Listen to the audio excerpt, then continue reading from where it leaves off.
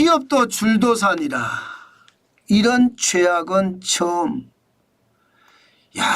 저는 지표를 볼 때마다 제가 거짓말로 만들어내는 것이 아니라 있는 지표가 그대로 나오는데 그 지표가 진짜 최악이에요. 네. 사실 이런 지표를 이제 저도 그만하고 싶어요. 워낙 오랫동안 우리 경제 나쁘다, 우리 경제 나쁘다 비관적인 전망을 많이 내놔서 저도 진짜 할 게 싫습니다. 그런데요, 현실을 현실로 알리지 않고 이것을 마사지해서 만약에 자기적으로 알린다면 그것은 국가를 위해서 더 못난 짓을 할 것 같아요. 그래서 저는 있는 그대로의 사실을 여러분에게 있는 그대로 알리고 싶은 겁니다. 이거 한번 보십시오. 법인 파산 신청 건수 추이 말입니다. 2024년 1월에서 11월까지가 1745개입니다. 작년을 뛰어넘었습니다. 작년 2023년에 1657개였거든요. 뛰어넘었어요. 1745개로. 2013년 통계 집계 후에 처음입니다. 사상 최대입니다. 여러분 2022년에서 2023년 사이에 1004개가 1657개로 늘면서 65% 넘었다고 이야기하거든요. 그런데 2023년에서 2024년 사이에도 지금 벌써 말입니다. 11월 현재로 1745개로 최악으로 가고 있습니다. 이게 과거로 돌아가 보면 2016년 그 어려울 박근혜 대통령 탄핵 때도 740개였습니다. 지금은 그 2배가 넘습니다. 그 2배가. 과연 괜찮을까요, 대한민국? 이 정도면 말입니다. 진짜 최악이에요. 그런데 여러분, 이렇게 어려운 상황을 어느 누구도 말하고 있지 않아요. 공중파가 이런 문제를 제기하나요? 조중동이 이런 문제를 제기하나요? 매경이나 한경이나 서울경제가 이런 문제를 제기하나요? 아주 약하게 미약하게만 나오지 모든 기사들은 탄핵 정국에 집중되어 있습니다. 도끼 자루가 썩어서 도끼를 못 쓰게 되는지도 모르고 지금 우리는요 탄핵에만 열광하고 있어요. 솔직히 이런 말씀 제가 드리기 진짜 민망하긴 하지만 미친 거죠.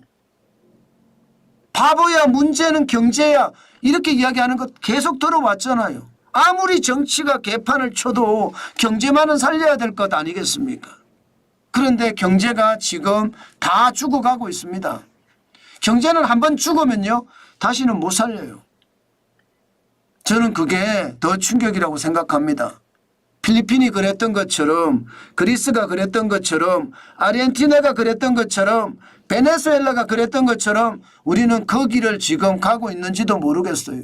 어느 누구도 우리가 맡고 있는 최악에 대해서 설명하지도 않고 대응책을 내놓지도 않고 해결책을 만들지도 않습니다.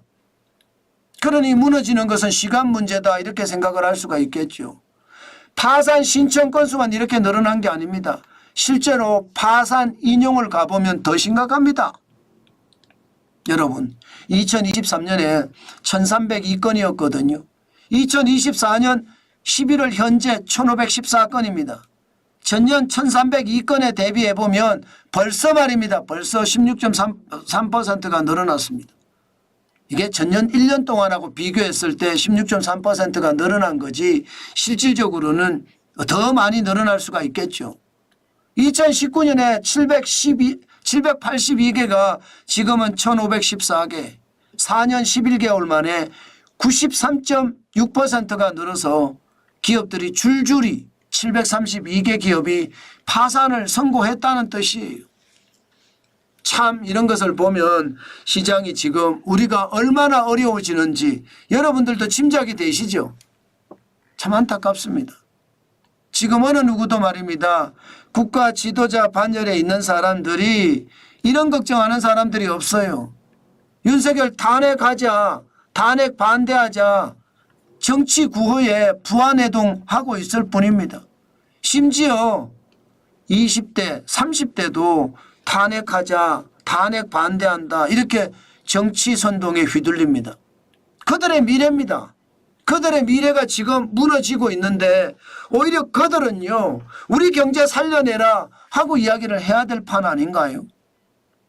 이게 뭐 탄핵이 중요하고 뭐 트랙트가 윤석열 대통령 사저까지 와서 밀어붙인다 이런 게 중요한 게 아닙니다. 지금 나라는 골병 들어가는 것이 아니라 지금 나라가 더 무너지고 있다는 이야기예요. 그런데도 말입니다. 어느 누구도 이런 얘기를 하지 않는다는 게 저는 너무 안타깝습니다. 저는 언론인으로 또 경제인으로 저는 이런 얘기를 할 수밖에 없어요. 지금 나라가 누런 지위에 있다. 위기 탈출을 해야 된다. 그 말씀을 제가 계속 드리고 있는데 그게 지금 어느 누구에게도 먹히지 않는다는 사실이에요. 어느 국가 지도자도요 지금 경제를 걱정하는 사람은 없습니다. 경제를 걱정하면요 아니 비상계엄에서 탄핵한 게 더 중요하지 경제가 더 중요해 이런 지랄 같은 말만 하고 있으니까요. 죄송합니다. 제가 지랄 같은 말이라고 해서. 근데 그럴 수밖에 없습니다. 지금은. 지금 말입니다. 대한민국은 선동꾼들에 의해서 나라가 붕괴되기 일보 직전이다. 결국 말입니다. 나라가 붕괴되고 나면 모든 이들이 후회하겠죠. 그렇게 붕괴되면 당장 말입니다. 50대 60대야 이제 천천히 사회의 메인스트림에서는 빠져 있잖아요. 결국은 그 자리를 20대 30대가 메꿀 거예요.